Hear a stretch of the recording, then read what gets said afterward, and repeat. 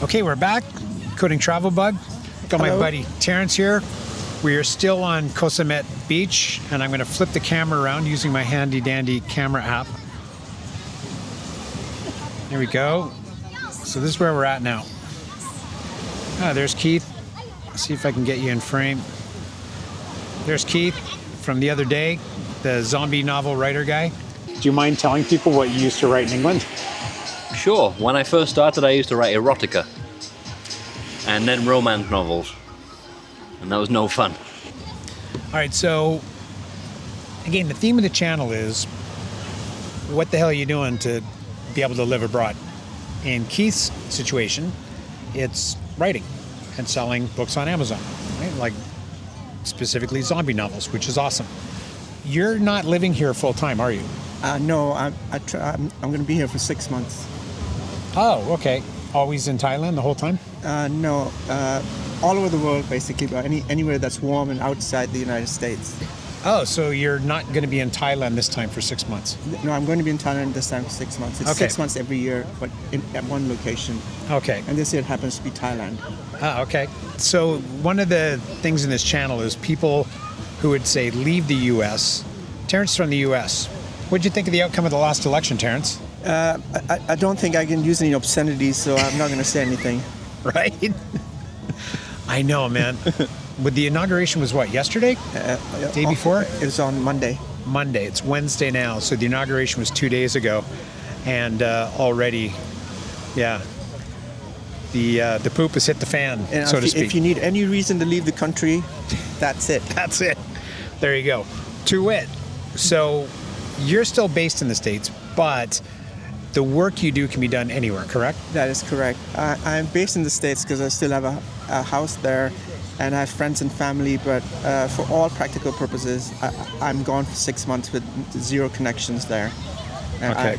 And then I go back in the summer and leave in the winter. Okay. Which actually is kind of a great option too, because you don't have to fully move abroad to, get away for a bit. What's your trajectory been? Like, how did you get here? So I've actually this winter I wasn't supposed to be here. I was supposed to be in Taiwan, and I went to Taiwan. It was kind of rainy, kind of miserable, and Thailand looked so much more attractive that I caught a flight and came to Bangkok. And I've been here since November 21st, and I'm going to be here till immigration willing till May 15th. Yeah, immigration willing, exactly. So what are you doing now exactly? Well, I basically manage. I have some capital that I accumulated over the years, and I basically manage that in a very aggressive manner. You might think of it as a hedge fund with one customer, me. Okay, that's kind of cool. So we're going to get some finance advice here while we're at it. What exactly is a hedge fund? A hedge fund is a device or a product that allows you to make money from money, whether the markets are going up or the markets are going down.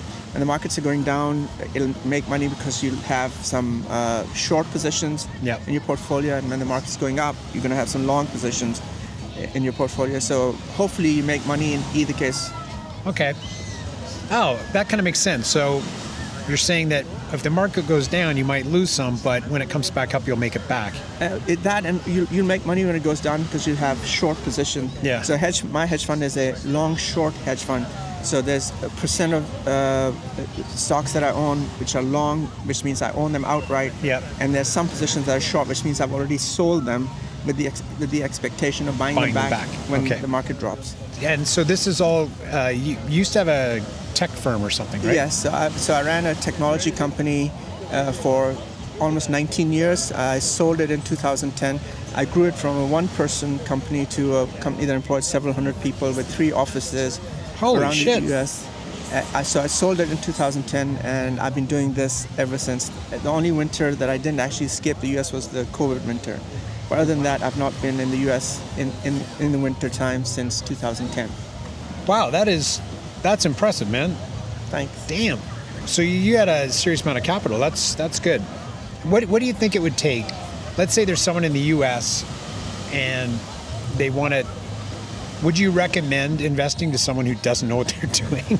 No, I wouldn't. But one thing I would say is that this is not rocket science. anyone can learn it. The only requirement is that you have some capital, because you have to have some money to make money.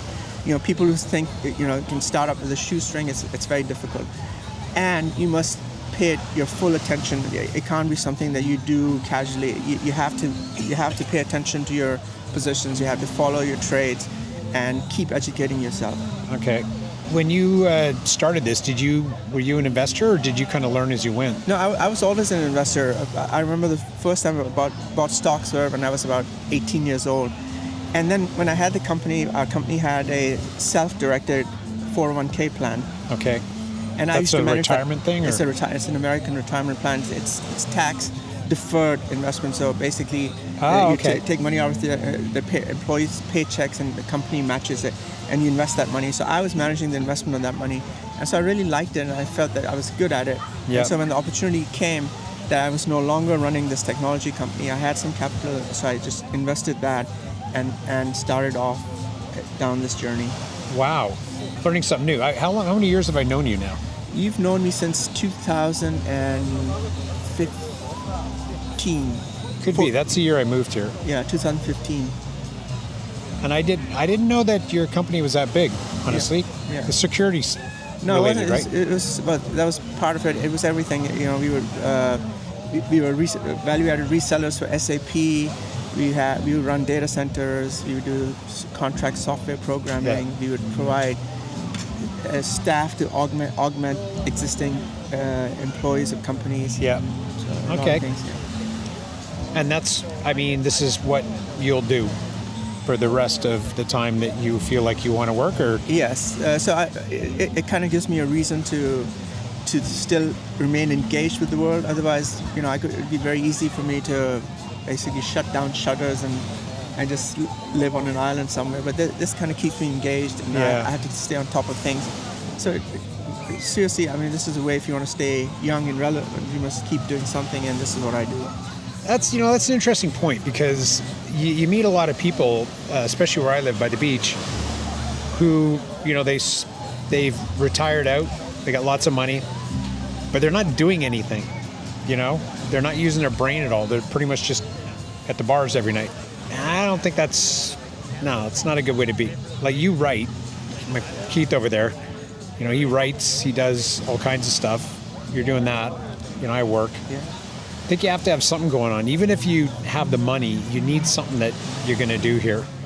But I would definitely encourage you to look at the options that you have to leave wherever you're stuck. And if you want to have a interesting life, living in different places, see what you can do, what skills you have to leverage doing that. Yeah, agreed.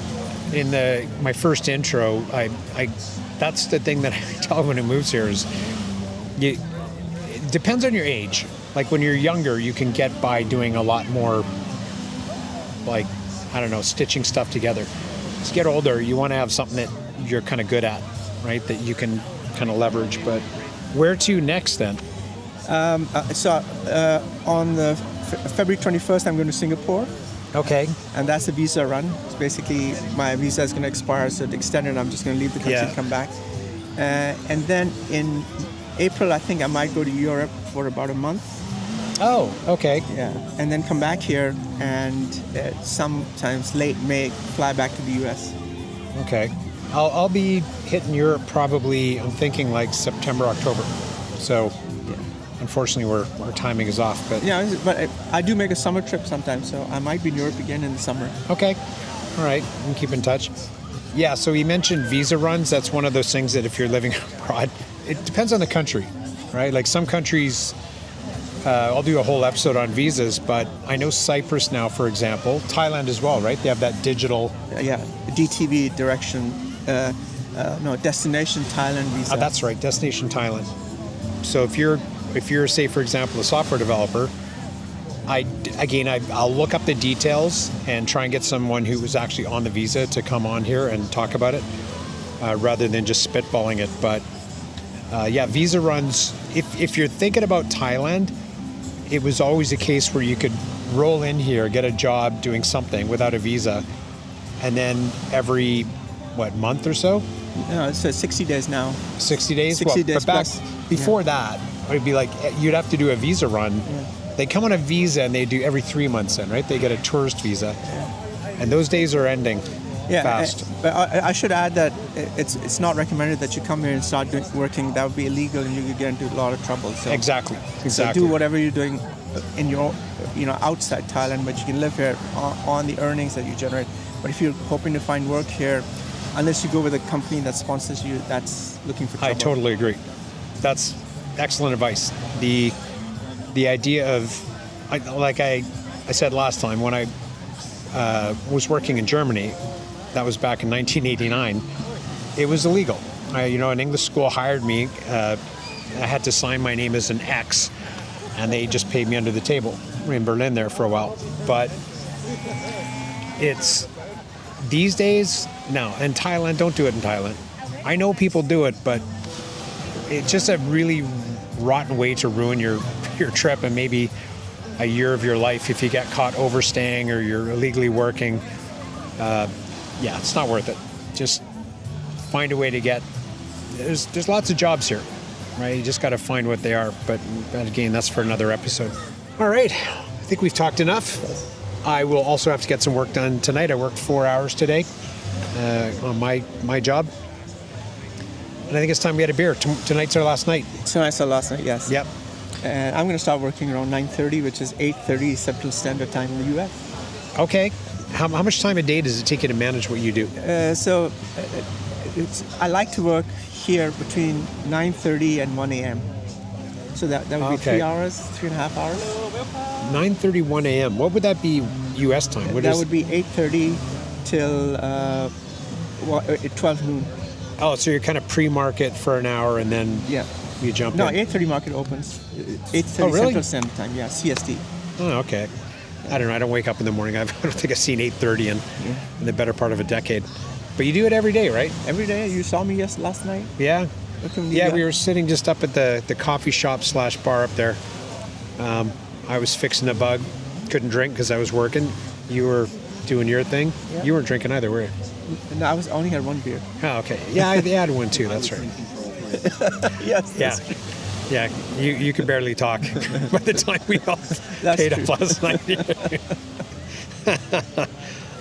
Man, life is good.